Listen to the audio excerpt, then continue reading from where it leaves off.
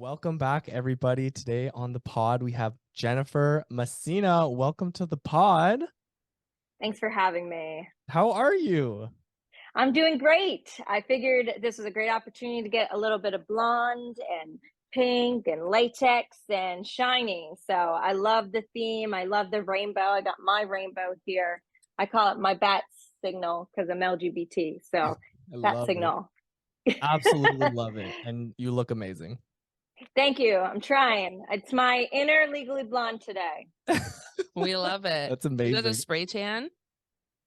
No, this is my actual skin. Oh Oh, my gosh. It's like beautiful. it's like shimmery. It looks perfect. Literally perfect. Thank you. I appreciate it. Damn. Airbrushed. Naturally airbrushed. See, this is what LA does to you. We need to move to California, Amira. Fuck this. All the vitamin D, all the sun. Come on down. Can I tell you guys what happened to me before we get into this? Yeah. Go ahead. Something happened to me at the gym today. It was kind of weird. So basically, I was cycling in this, they have at the gyms, they have like a studio for cycling specifically. Anyway, I went in there and usually some people trickle in just to cycle, just whatever. So I was in there doing my thing because the bikes are better than the bikes outside in the gym. Anyway, people start trickling and I'm like, no problem. Like, whatever, it is what it is. Like, people do that, it's normal. Anywho, like 2 seconds later, the instructor comes in and everybody else starts to come in the room and they're like, Chris, like not my name, but like, we're doing a class. And I was like getting up to leave and she was like, where are you going, sir? It's like, oh, fuck. Oh. So guys, I had to stay in a cycle class for like a half an hour, like not on purpose. I got You're tricked like into it basically. the only person I know who's accidentally went to a soul cycle class.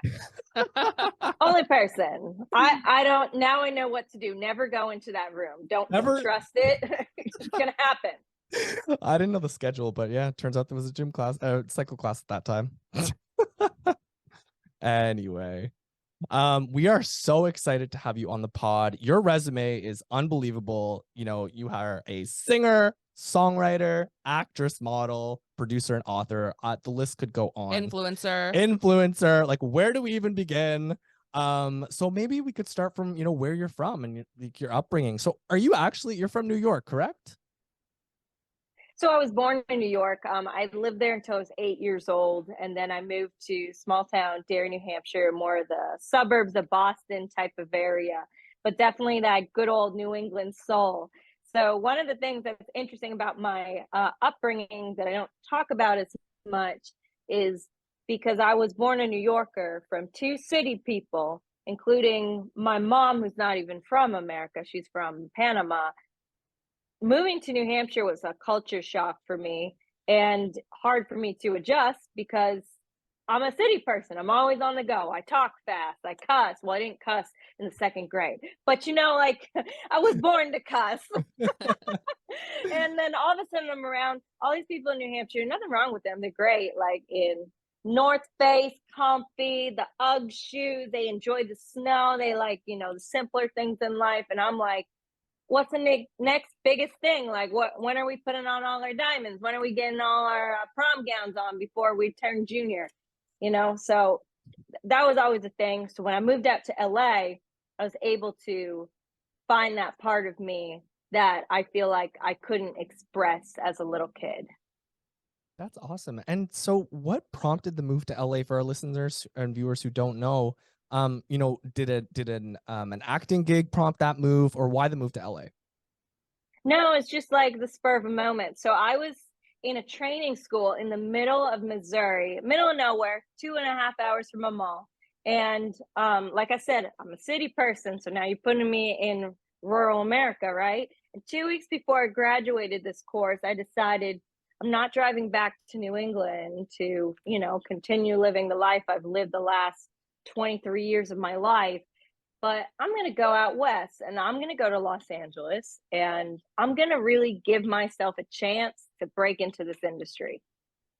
Absolutely love it. And how did you start off acting? Like, you've been in some very notable shows and movies. So what I did is I always had a persistent personality, but I was really shy back then. So thankfully I was able to go on Facebook and I joined everything that said LA casting call, LA model. I met other people that were like similar or amateur beginning, trying to get their break.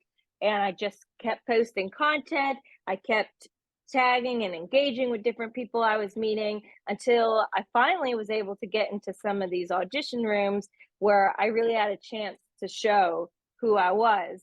And you know what? Like, I've been rejected so many times. So it's just a matter of I kept putting myself in the right places over and over and over again. Okay, nice. And so what was your first experience in the industry? A lot of scams. Oh, really? Oh my God. Yeah. Well, because I mean, I was going on Facebook. I never met these people before. And all of a sudden, you want to go shoot on this at this park at like 3 p.m. And I'm like, sure. And I'm like, you don't really know who these people are, but you try to meet in public places. You try to go to things that say like it's a group event.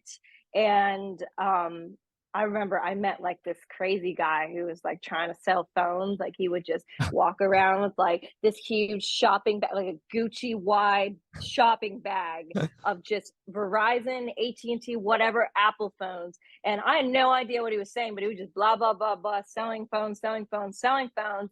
And then when I figured out like he was a scammer, I like blocked him. And then he called me on every single phone he had.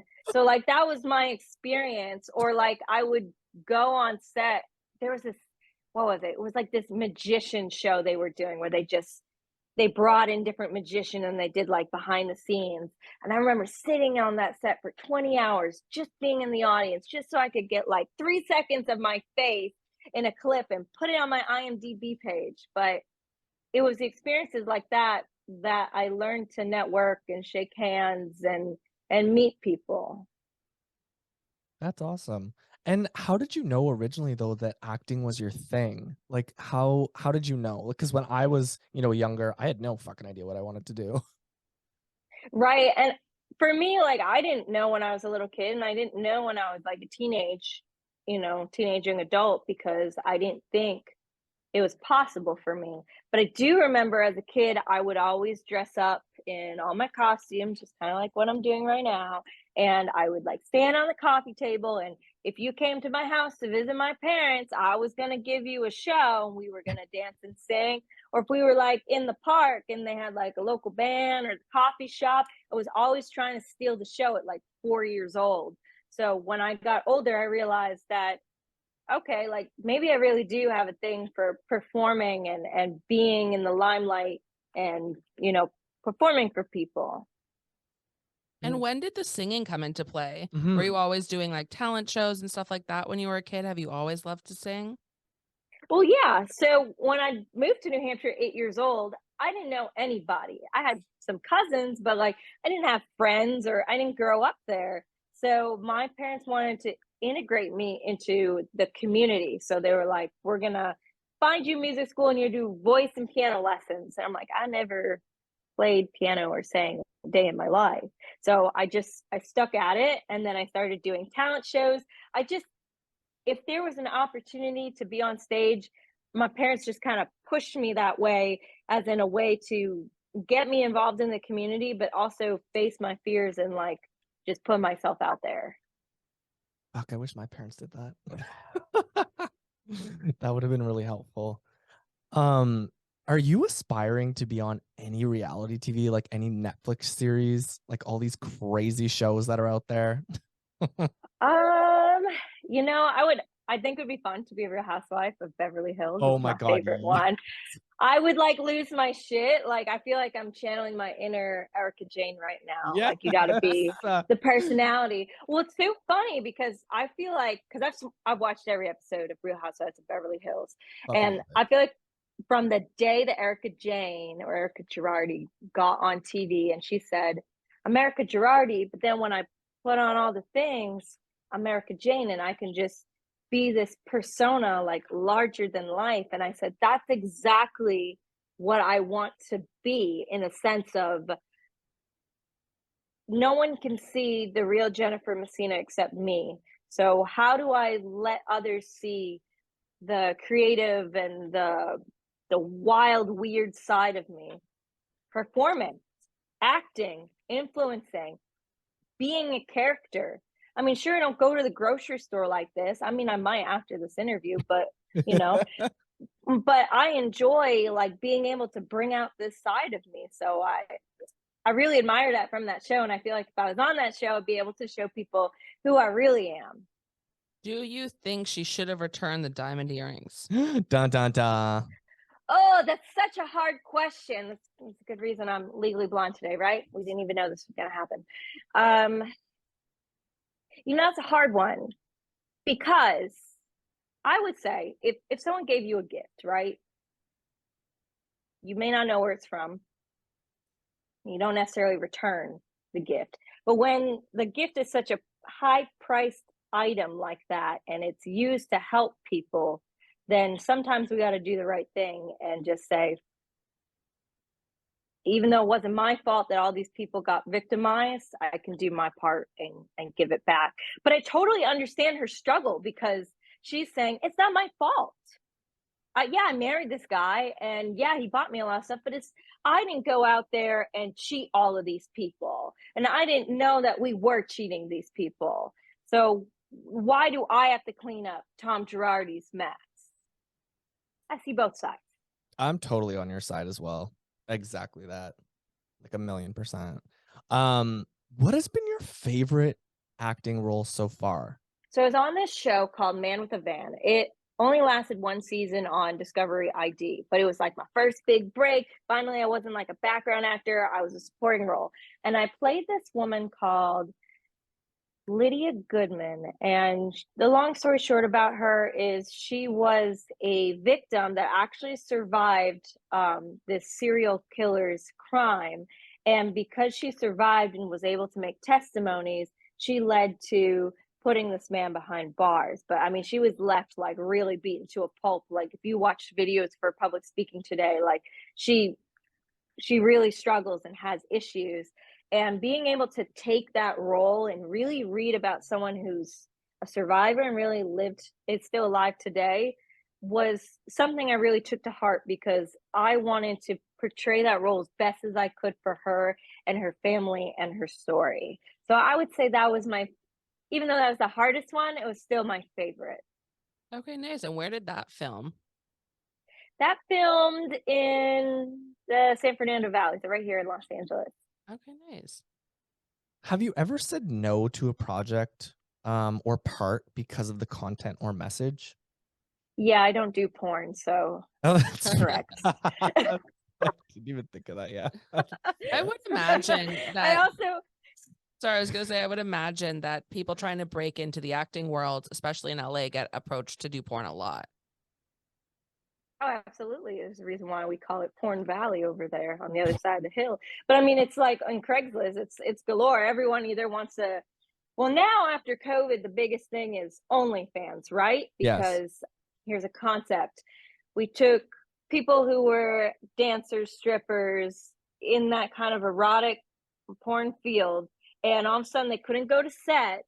So what do? You do it right at home. So that's where OnlyFans really thrives. So now in a lot of those like Craigslist and stuff, you find a lot of pornographic OnlyFans agents, for the lack of a better word. But no, it's not me. I do get approached all the time to like if I want to start OnlyFans for my feet. I really don't know why my feet, but let me tell you something. So one day I was Googling myself and I find this page called Wiki Feet. And I was like, what the fuck? Like, what? First of all, like, half of these photos are not on my Instagram, okay? They were on my Instagram before I got hacked and I had to, like, restart all my posts. And then, like, some of these pictures are from my personal Facebook that's private. What? And also my feet is rated 3 out of 5. They're not that bad. You want to see them? They're not that bad. Yeah, we want to see them. See, they're not that bad. They could be worse though. Yeah, they're 3 out of 5. But I give them 4.5 out of 5. Thank you. I appreciate it. It's a little bit better.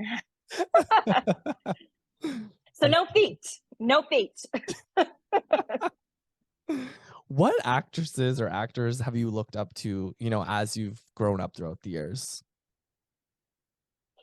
As a kid, it was definitely Britney Spears. Oh my God, like yes. she was a young lady. She was like, she really pivoted a lot. She was like the cool, innocent schoolgirl, and then she started opening up, and then she was the slave for you, and then she was like the sparkly mom. And I mean, of course, Free Britney, she'd been through a lot, but it was definitely her. I loved Whitney Houston's vocals and Celine Dion. So I used to practice singing their songs and Broadway songs growing up as a kid. So a lot of my inspiration comes from those people. Nice. And what has been your favorite concert you've ever been to? It would be Wicked the musical, even though it's not a concert, but it's a live performance. I've seen it 4 times. I'm obsessed with Alphaba and Defying Gravity. And, actually, a lot of the dance moves from that show inspires a lot of the dance moves I use in my posing and music videos and stuff. Okay, wow. Yeah, I've seen Wicked in the UK and in New York, and I honestly thought it was better in the UK, but obviously it's just a great show. Absolutely. I haven't seen it on Broadway yet, but I've seen a couple of touring, and I'd love to get out to London too and see it. Yeah, it was great. Broadway in London is, people in America don't know, but it's really amazing. What is the dating scene like out there? I wouldn't know I'm in a relationship, but it's wild. It's wild. I mean, LA is a bachelorette like breeding ground. There's people out there that never stay in like monogamous committed relationships. Nothing wrong with that. It's just it's so different from when I grew up. When I grew up, you were going to get married to the opposite sex and have 2 kids and work 9 to 5. So like coming out here, it's like anything goes, and I'm like, that's cool. That's cool. Can you tell us a little bit about the Kelly Clarkson show? Yes. So that was another random, just hit me 24 hours before I went on. And I got this random call, and there was like, Jen, will you come up and be on the Kelly Clarkson show? We need you to do an announcement. And I was like, wait, what? And I was like, I'm so thankful I'm in LA right now because I've been traveling so much, but I cleared schedule. I got there and Kelly had COVID. Oh, And Christina Applegate, who was the guest star on that episode, due to her multiple sclerosis, she's not really out and about as much. So she wasn't there either. But I was like, where is everybody? But it was such a cool experience. I love just being out there and all the people I met there. That's so cool. very neat. Do you have any upcoming projects or anything that you want to put on blast right now? Like, what are you working on? Absolutely. So we just filmed the Fall to My Knees, my new music release music video a couple weekends ago. So Very we are right now in the post-production stage editing it, and then we're going to come up with a release date, and boom, it's going to be out to everybody. So I'm so excited for that to come out, and then I can get some more new music going. And I feel like I've really finally recovered from COVID and all of the backup, and it's time to just be on that train and start pushing stuff out there. What the fuck? When did you have COVID? No, Like, 2020 COVID. Just the world. Oh, It took so long. yeah. Well, I think like it took forever because first of all, LA took forever to open up. And Yeah. then when things take forever to open up, I had to start from like square one again. So I got to, I'm gonna shake all these hands, do all these auditions. My name's not relevant anymore because COVID and no one was going out and all that. So doing all that work and then finally getting back to where I wanted to be. I feel like I'm finally here in 2023. I love it. Yeah, we made it to the other side. Yeah. Do you have any funny auditioning stories or experiences or weird experiences? Not necessarily. So most of the auditions I do are very virtual. So it's like I take the clip, Oh, I okay. send it along, I call it a day. But here, something interesting is back in 2018, I don't know why everything I did in 2018 is like coming to light in 2023. But I did a commercial for USAA Banking Insurance, the one for the military. Yep. And now I have people all the time like sending me screenshots like, why are you watching my bank? Or like someone gave me a flyer the other day and I was on it. And okay, get this, right? So back when I graduated college, I made what I would say is a bad mistake. I took out a $25,000 loan because they said that I could do it because I just graduated college and it was a career starter loan. Mhm. And the other day, someone gave me a flyer and it was a picture of me in this ad with career starter loan. And I was like, I had so much financial issues, like in my early 20s, graduating college, like any normal person. Yeah. Like I literally just paid off the chargeback to that loan last week. And you're Wow. putting me as the face of the career starter loan. And I'm like, no, No, no, no. no. But you know, it happens. It does happen. What is the most beautiful moment you've had so far in your career? You've had a lot going on. And by the way, all of your videos that I've seen over Instagram, especially in your story, look a lot of fun. Like it looks like you're having a fucking blast in the desert or wherever you are. Well, what I learned in this career is like if someone hits you up and say, "Hey, you want to go to dinner?" Just go. Yeah. Even if you're sitting in bed and like you don't have to be up at like 6 in the morning, just go. See what happens.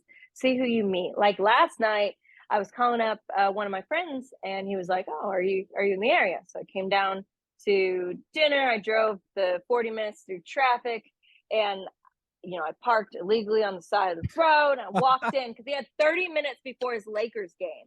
And he's my friend who is one of the co-partners of Tequila Mandala. So it's like, I haven't seen you since your premiere party a couple months ago. So I got to go see you. Mhm. So I went to that event. He got me 2 flights of Tequila Mandala margaritas. So I was already having a great time and tacos and stuff.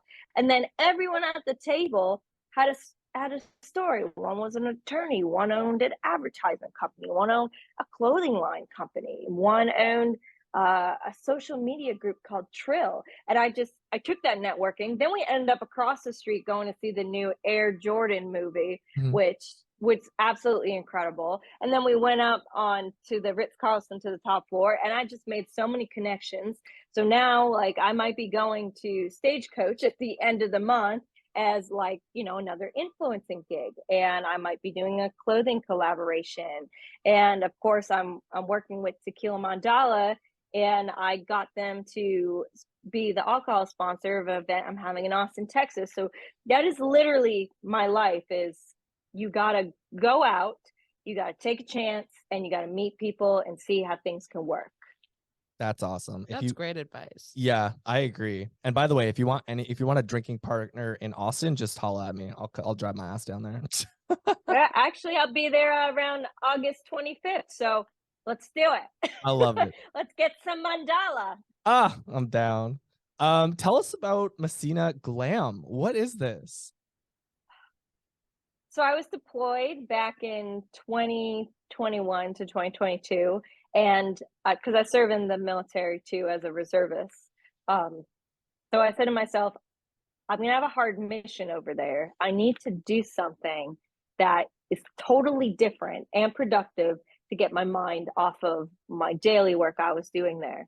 So I decided I'm gonna learn to get into the drop shipping business. Hmm. And that led to refining the niche into more makeup. And then I refined it more into start at square one at lip gloss. So I was selling that for a while. And then I recently just did a rebrand, and we are releasing the new rebrand private label lip gloss on May 1st on Amazon. So I'm so excited. And it's just been interesting getting into the beauty industry because I'm not a beauty influencer. I barely know how to put mascara on. um, I just kind of put shit on my face and call it a day and say, I hope I look good. This is what you're getting. And I've just been passionate about making other people feel beautiful, not just through my products, but like through my whole influencer journey. I'm That's really amazing. excited.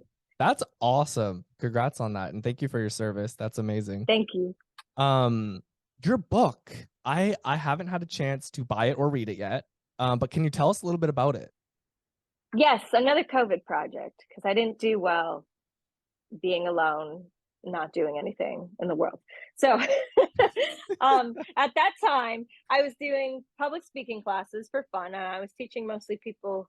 I was teaching mostly men who were businessmen who English was their second language. So I was primarily teaching them colloquialism, and eventually kind of twisted into life coaching, where I started giving blunt relationship advice. And I started telling people, like, okay, all these people see you as this shy, weak person, insecure.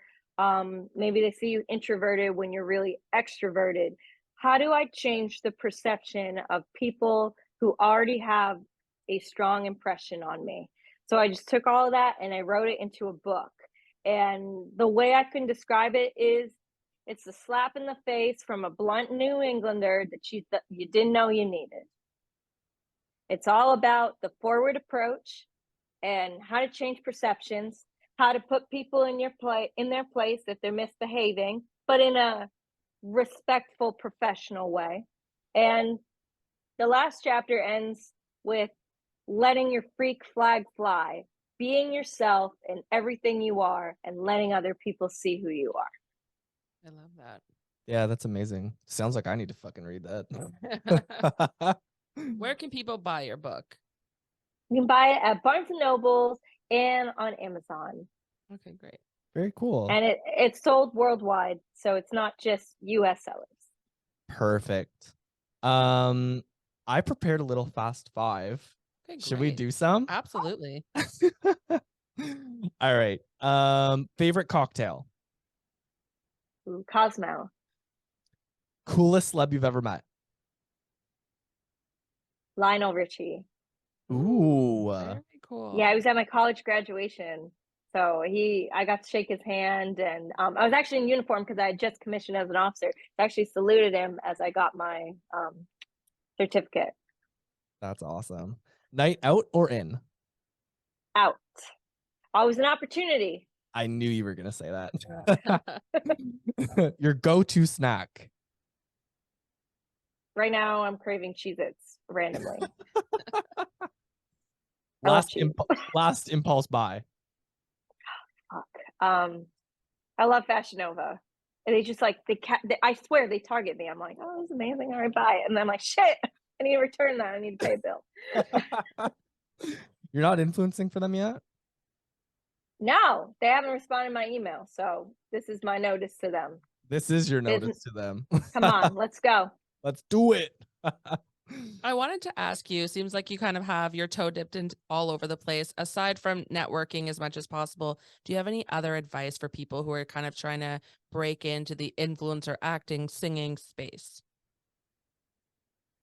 It's a very good question, because I'm a very big advocate of wanting to help people start their journey. And I rather have colleagues than putting people down because I don't want the competition. You know what I mean? Mm-hmm. So what I would say is it started with me just grabbing some random product. Here we go. And just posting about it, reading the ingredients, trying it on, telling you it's super fucking amazing, tagging the brand, doing the hashtags, and acting like they pay me millions of dollars to sell it. Love it. Until someone reach out. Yeah. And then eventually, after I was doing that regularly, it looks like I'm a brand influencer. And then people started paying me. And they started paying me, here's a free product in exchange for content. Then it became $10 and became more. So if you want to break into that industry, just do it. Just take products, do the free advertisement, but you have to fake it till you make it until someone sees you. Absolutely. That's good advice. That's great advice. Fuck, I should start doing that too. People God, so are many good tips and trips. People are so scared to be honest, so it's really refreshing. Yeah. And if you can't be yourself, then who are you? You know what I mean? Like, I feel like my fans love me, maybe hate me too, for being myself. But I'm not going to give them anything else but me. Yeah. Do you have a motto or a mantra? Yes. If I was wearing short sleeves, you would see my tattoo says, Aut inveniam viam aut faciam. I will either find a way or make one in Latin. Thank you so, so much for coming on the pod. It was such a nice time chatting and meeting you. And yeah, I can't wait to meet you in person. Thank you. Yes, we will have to get together over some cosmos and Oh, for sure. some tequilas. Definitely.